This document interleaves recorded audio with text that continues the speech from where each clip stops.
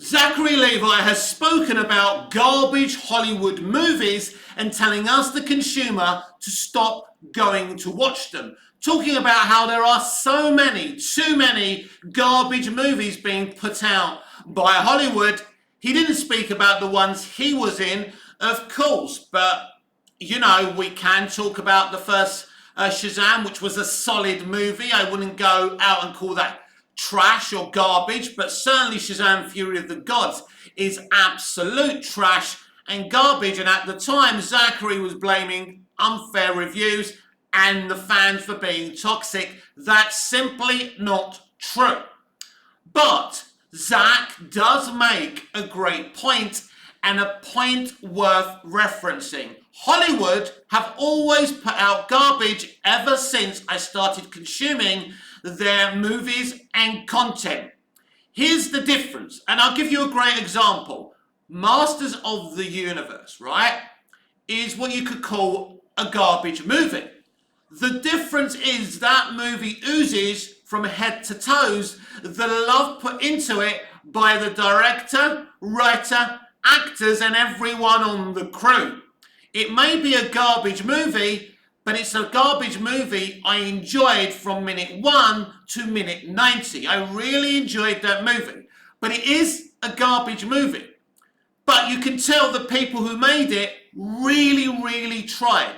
So what's the difference between garbage movies like Masters of the Universe that still can be enjoyed and, you know, so much love was put into those movies, and what's the difference between the garbage tier movies today? Masters of the Universe wasn't just made to make a profit. Clearly, that was the motivation. But Hollywood back then did make movies just to deliver fine art as well. There was a difference. It's like what David Ayer is saying right now. He's trying to fight for the release of his Aircut, his version of the Suicide Squad, and he's finding trouble. He's being attacked by trolls on the internet as well. I'm very desperate for David's movie to be released, and he even responded to one of my quote tweets, and I thanked him for his response. It's great when you can get some good kind of dialogue going with these people. He's a great filmmaker, he's a great writer, he's a great director. He deserves his art out there for all to see. And no, we shouldn't move on. But what's the difference between garbage tier movies of the past with love put into them that you can at least still enjoy but accept that they are garbage? Even the people making them can accept that they're garbage. But what's the difference between the garbage movies being made today? There's no love being put into them. They're going through the A, B, C, and D kind of, I suppose, manual, kind of builder's manual on how to make a successful movie, how to make a successful CBM. And this is what their mistake is. These people are robots. They're just looking to make money. There's no art, there's no passion, there's no love. Going back to the Masters of the Universe director, he actually put his own money in that film because Canon were going to go into receivership. They were going to become bankrupt. He wanted the movie finished, so he put his own money into it.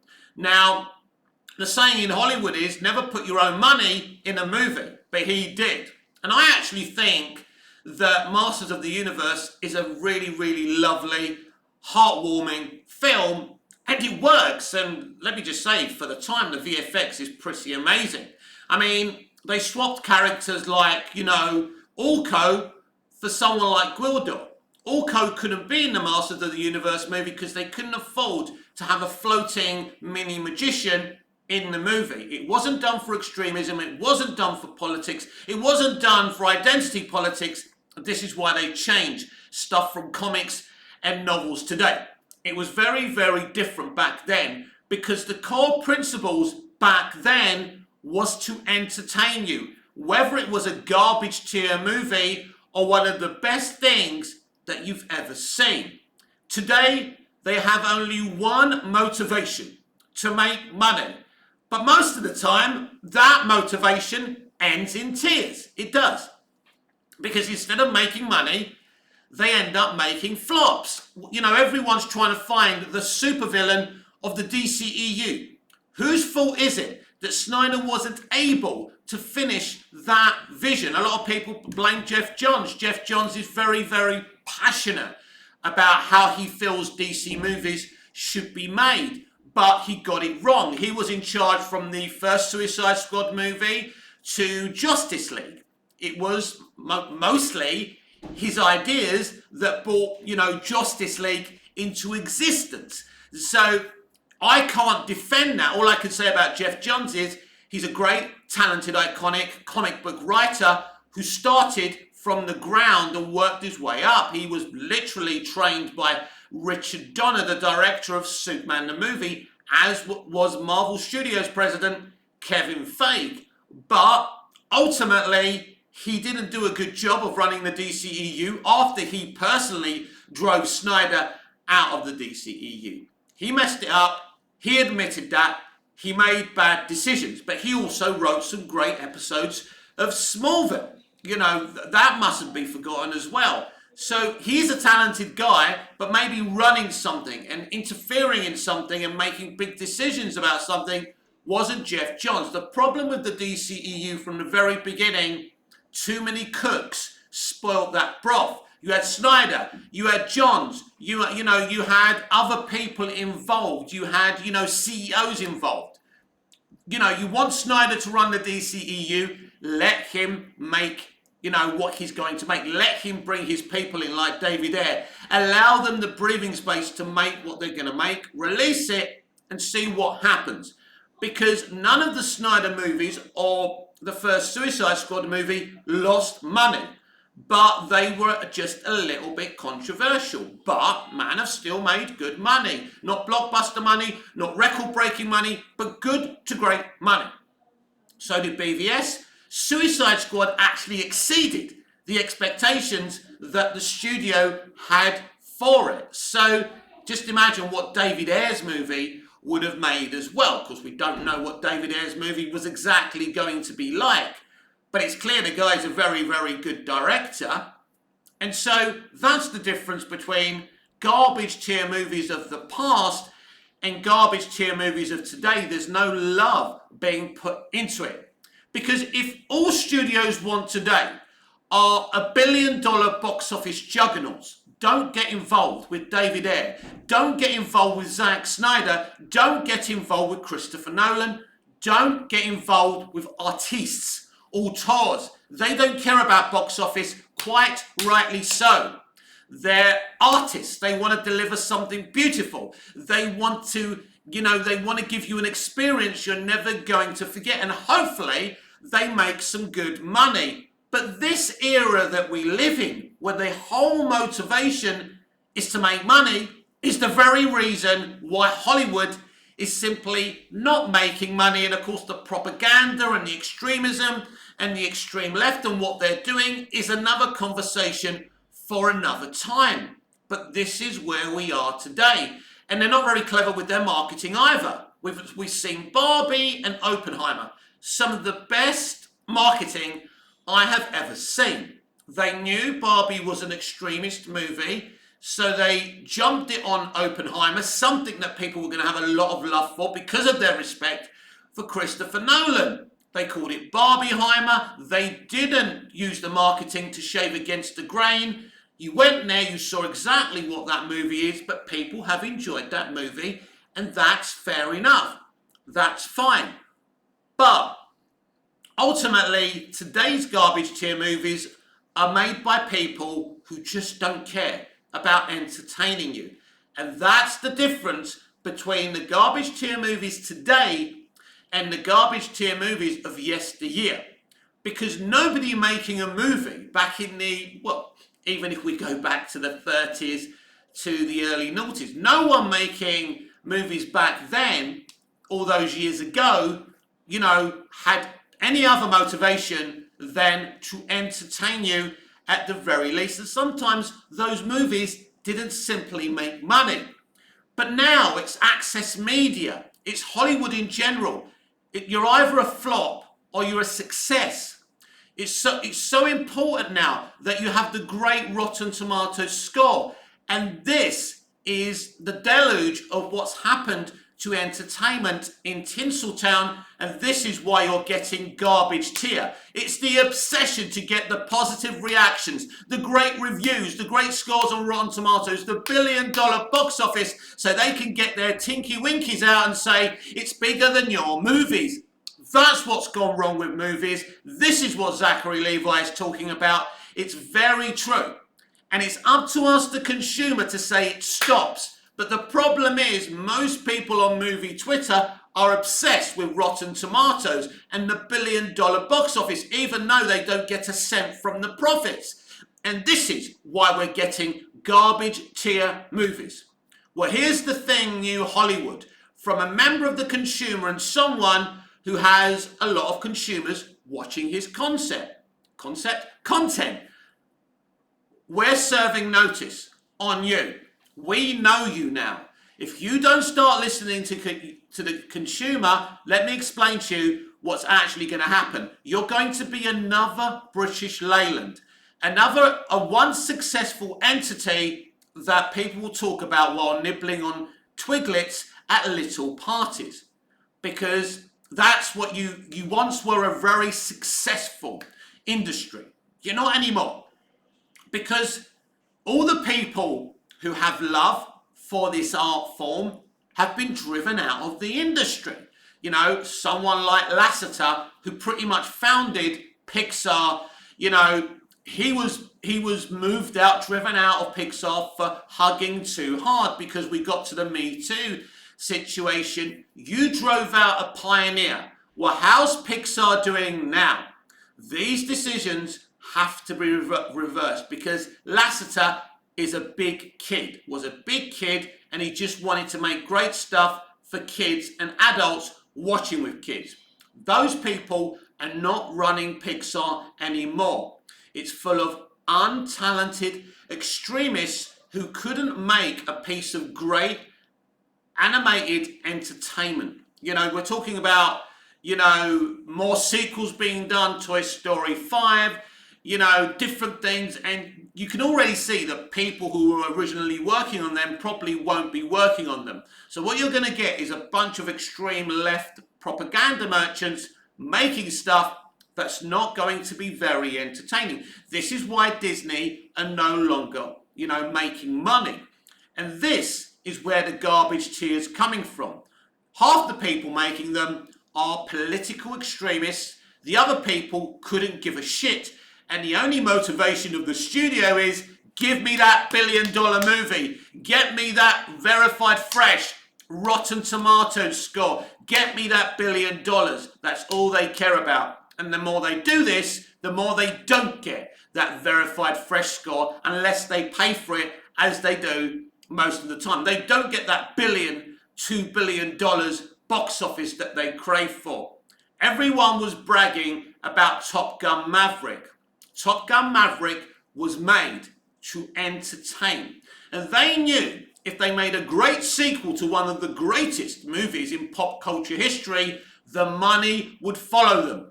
If you make a good movie, then you will make money. That's the fucking problem. That's why, Zachary Levi, we're getting so much garbage from Hollywood. Because they think they don't have to make a good movie. They think you and me are a bunch of idiots. And this is what's going on. And they keep on being proved wrong that we're not a bunch of idiots, that we won't go and see a bunch of shit. We were making all those shitty Marvel movies a lot of money. But as you've noticed, people have re-educated themselves. And no, you just can't go and watch a movie because you support a franchise. It's happening to the MCU. It's been happening to the DC Extended Universe for a very long time. We'll see what happens to Blue Beetle. That movie is very interesting to me. Projected for around 30 to 50 million opening domestic weekend. We'll see what happens there. I think the problem is with fans that I talk to, they're too invested in Rotten Tomatoes. They're more invested in the conversations and the box office and the Rotten Tomato scores than they are on the fucking films. And this is coming through the industry themselves. We've lost our priorities. My priority growing up was going to HMV, buying a film I'd never seen before, never heard of before, right? Going home, unwrapping it and watching it. And if it was a good movie, yes. Awesome, I could talk about it at work or school the next day. If it was crap, if it was trash, I just shrugged my shoulders, put it in my collection, I wouldn't even return it. That's the way it worked out. You know, you go to the pick and mix jar. Sometimes you're going to eat sweets that are shite, and sometimes you're going to eat sweets that are good. But something happened to movies, and it all started with the Marvel Cinematic Universe. That's really the cluster of acid that fucked up this industry. All of a sudden, you had to support a franchise or not support a franchise. You were either with the DCEU or with the MCU, and there was nothing else being made in Hollywood. They realized turning fandom into sporting fandom, where it was, yeah, let's go to Comic-Con and let's cheer like lunatics at people, right, for no fucking reason, instead of enjoying our movies. This is what changed. This is why we got garbage tier movies. But guess what happened? After COVID, everything changed. People ran out of money. They started unsubscribing from the, from the 10, 20, 30, 40, 50, however many of them are, all these streaming services. Because guess what? People had been out of work for such a long time during lockdowns and COVID that they didn't have enough money to keep on consuming garbage tier movies, as Zachary Levi is talking about, and they couldn't afford the garbage shit from streaming, so people started unsubscribing. All of a sudden, their little plans of having loads and loads of franchises and IPs and basically taking everything away from cinema and putting it on streaming went down the fucking tubes, and it serves them right. But, Zachary Levi is not the only one talking about garbage tier movies. But be very careful when you talk about garbage tier movies, because as I gave you a great example on the top of the show with Masters of the Universe, yes, that's a garbage tier movie, but it's full of love, it's full of passion for the Masters of the Universe, for He-Man himself, and they tried their best. They absolutely got that casting wrong. They brought in someone who could barely act, who could barely speak English, but that director did an amazing job of making him look like a half-decent He-Man, and you have people like Courtney Cox and really good actors supporting him. Frank Langella as Skeletor. As I say, Masters of the Universe is definitely a garbage tier movie, but it's one with love in it, and it's hugely entertaining. And that, boys and girls, is the difference between a garbage tier movie of yesterday and a garbage tier movie of today. There's no love, there's no passion, there's no motivation to entertain you. And this is where we are today. I, as someone who grew up around this industry, I love this industry. I love art, I love creativity, I love people to be able to express themselves. I love to be able to express myself. But this is the depressing thing that's happened. So Zachary Levi and the other people calling this out must be hugely depressed. Imagine being part of an industry that's got to be built on wonder and imagination. No longer having wonder and imagination. This is where we are today. The imagination has left the building, and it's all about that billion dollar, big aubergine they can boast about, or the Rotten Tomato scores, or those initial reactions, or the extremism, the identity politics. It's all coming from different corners. So if you're someone like Zachary Levi, who started off in television, look, not the greatest of actors, he's okay, he's solid, he's talented. I think his best work definitely was in Chuck, the TV series. I don't really think he's a movie guy. I don't think his strengths are movies. If you ask me, I'm surprised he was ever cast as Shazam, but he was. But I don't have anything personal against Zachary Levi, but he's been crying a lot about the failure of Shazam Fury of the Gods. Well, my friend, Shazam Fury of the Gods is one of the garbage tier movies you are talking about, because all the love and passion and motivation from Walter Hamada, David F. Sandberg, yourself, and everyone else who was involved in the first movie wasn't there for the sequel. And that's how garbage tier movies are made, everyone. This is how it works. This is how Hollywood works now. So when you're run by people who don't give a shit and have no imagination, not interested in wonder, they want to brainwash your kids with their opinions, with their identity politics.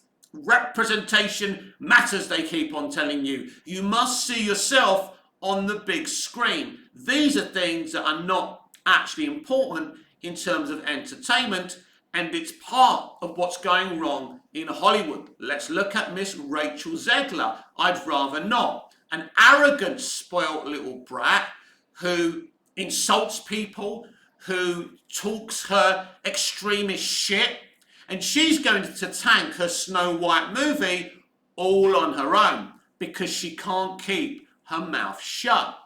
People like her are the reason that this industry is going down the tube. I can promise you that Rachel Zegler is either got a famous aunt or uncle. Because I'm going to be clear, yes, she's got an okay singing voice. She was in a musical, she did okay. Okay. But she's not more talented than any other young female that you've never heard of, around the Hollywood circuit. So why is she getting all these roles all of a sudden? Because she's either connected to someone or she's been relaxing on the casting couch. And this, my friends, is how Hollywood works. That's how old Hollywood used to work. And no matter their protestations with Me Too and Time's Up, that's still how Hollywood works. Full of these fuck jobs, full of these abusers. And people like Rachel Zegler, who is a political extremist, who keeps on talking her shit, is also part of that system. Because she's not talented enough to be in Shazam! Fury of the Gods. She's not talented enough to be playing Snow White. And I don't care what people say to me, she's not even the right look to play Snow White. And you know what I'm talking about. I mean, the character's called Snow White. I mean, the irony isn't lost, and I'm not the only one who said this. That's not being racist. That's putting out a fact. So they're talking about developing a princess and a frog and, giving Lupita, is it Nyong? I think that's how you say her name. She's been in Marvel. She's been in different things. They're looking to, cast her as the character Tiana, right? Well, I say we should cast a white actor to play Tiana. Well, I mean, if we're going to have black actors playing original white fairy tale once upon a time characters, why can't it be the other way round? If you want to be extremist, I can be extremist too. The truth is, I don't give a shit what colour you are and who you play. I didn't start this culture war, you did. Because Hollywood allowed these people with no talent to infest our once beautiful industry. Representation doesn't really matter. Because let me tell you a little bit of a secret. Because if you cast and you employ the best people in any industry, then you will have so much representation. If you don't look at colour, if you don't put identity first, and you just work with the best people, I promise you, you'll have a black one, a white one, an Asian one, an Indian one, automatically. But when you're dealing with extremism, when you're dealing with people who just want to make money, this is where the garbage tier movies have happened. And I think we can take time to reflect. When we've got these strikes going on with SAG-AFTRA and the WGA, and apparently they're all starting to negotiate now, so maybe this nightmare will be over soon. Who knows?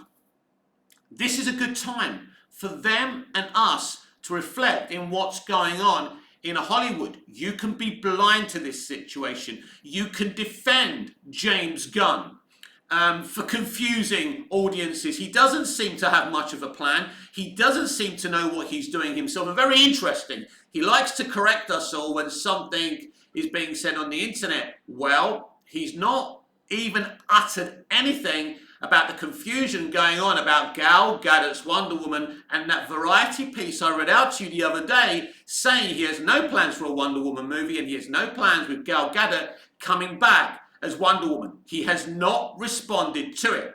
It means Variety are telling the truth and Gal Gadot isn't coming back. Gal Gadot isn't lying. She's just echoing what she's been told, the lie she's been told. And isn't it very interesting? Charles Roven, the guy who produced Man of Steel, BVS, and the Snyderverse, has said even he's confused by James Gunn's plans and doesn't know what DCEU characters will be used and which ones won't. So, I mean, look, in terms of that, I am stunned that someone like James Gunn, who, wrote and directed 3 solid Guardians movies that I enjoyed, who wrote Peacemaker and directed a lot of the episodes, which I enjoyed, who wrote and directed The Suicide Squad, which I enjoyed, has done this. And it just tells me he's not in total control. He's trying to balance everything up and creatively do a good job. He's capable of doing a great DC universe creatively, but he isn't a CEO. And when you've got someone like Zaslav micromanaging and telling you to do this and don't do that, you've got a problem. And this is the problem that Gunn has at DC Studios right now, that he's not in total control. Snyder wasn't in total control, but I'll tell you something. Man of Steel was definitely a Zack Snyder movie. Zack Snyder probably is going to had more control over Man of Steel, BVS, and the Snyder Cut than James Gunn will have over Superman Legacy. And I find that very interesting because when you see Man of Steel, you can tell it's a Snyder movie. When you watch BVS, you can tell that's his movie. When you watch the Snyder Cut, you can tell it's his movie. Now, we talk about Zack's lack of freedom, but I think he actually fought. He's a fighter. He's not someone who bends the knee. And I think that James Gunn ultimately is bending the knee here. He took 30 pieces of silver to get this coveted position. And it means sometimes he's going to bend over for Zaslav and Saffron when they tell him not to do something and to do something, and it's something that Snyder refused to do. That's why Snyder delivered great art for MOS, BVS, and the Snyder Cut. We'll see what James Gunn gives us if he ever gets to give it to us. But if you are wondering why there's so many average, mid, garbage tier movies out there and what Zachary Levi has been talking about, this is why. Because back in the day, they cared. Even when they were giving you bad movies, they cared. That's why a lot of the bad movies from back in the day, like Masters of the Universe, like Police Academy 4 and 5 and 6 and all of those they made, they were garbage tier movies, but they were still fucking enjoyable and entertaining because the people making them cared. And the people making movies today don't care about anything apart from the RT scores, the early reactions, and the big juggernaut box office that they barely get today. Or they care about their politics. It's either that or that. This is the difference between entertainment today. And until us as a consumer can bankrupt these people, because it's the only way, and tell them, formulate studios, formulate studios that care about fine art, care about entertainment. Because if you deliver fine art and great entertainment, you'll make money automatically. That's the point. That's the point they don't understand. When they're spying on Twitter to see what we're saying, going, oh, reshoot, someone said they didn't like that, or they didn't like that. That's not how you make great movies. That's not how you make money. Forget Rotten Tomatoes. Forget about being a billion-dollar juggernaut. Make great stuff, make great shit, and all that stuff will happen. Get rid of Rotten Tomatoes. Let it fester on its own. Stop paying that company. Stop paying critics to give you good reviews and initial reactions. Just make great shit. That's the difference. And this is the very reason they wouldn't allow Snyder to finish his vision. Because of Rotten Tomatoes, because of critics, because of early reactions, because of all of that. And if it wasn't for all of that and, the kind of morale going down that direction, Snyder would have finished his DCEU. He would have enacted Flashpoint and someone else could have come to take over. Or maybe Zack, if it was so successful and so good, it would have stayed. Zack Snyder didn't make garbage tier movies. It doesn't matter if you like his stuff or not. Zack Snyder didn't make garbage tier movies. But we've had a lot of garbage tier movies since he's left the DCEU. Justice League, one of the fucking worst, right? Birds of Prey, Wonder Woman 84, the Flash movie. Need I go fucking on? You got rid of Snyder because his image didn't fit the profile. You wanted funny, cute, little comic book movies and you made no money from them. In fact, you made more money from the Snyderverse than you have all this piece of shit you've put out.